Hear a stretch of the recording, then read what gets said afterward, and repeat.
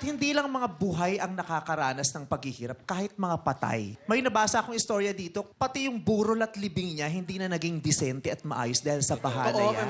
May na-experience mo ba yun, Nilo? Ayaw po, na-experience po Oo, namin nabasa ko yung profile mo. Kaya alam ko ikaw naka-experience nun. Ikwento mo! Ikwento mo!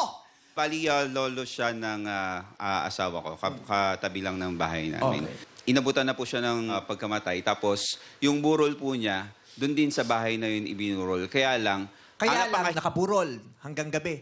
Paggising nila, wala na yung kabaong. tinangay. Nasa kabilang barangay kasi inaanod. So, i-reclaim pa nila yun. Yes. Diba?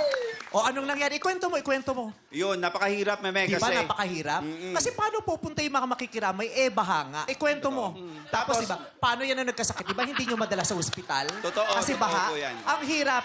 Ang nangyari, ikwento mo. kasi nga ganito yun. Inabot na sa inyo. Inabutan na. Oh, sige, Inabutan ikwento na. mo. Nagkasakit yung matanda, hindi nadala sa ospital kasi nga baha. Doon na inabot, namatay. Doon binurol hanggang sa... Ikwento mo! Nung inabutan na, meme, doon na kami nagka-problema. Oo. Kasi hindi namin alam kung paano namin dadalhin sa ospital. Diba? Dahil nga baha. Tapos gabi pa. Oh, So, tapos- hahanap pa kami ng bangka.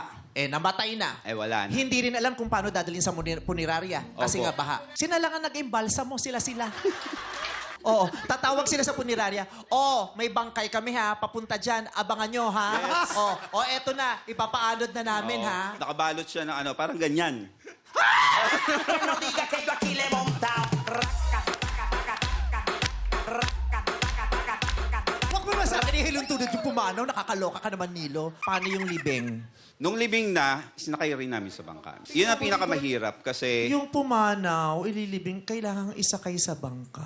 Diba, buhay, patay, hindi nagiging disente ang sitwasyon dahil sa problemang ito na hindi nyo mabigyan ng solusyon. totoo po Yes! yan.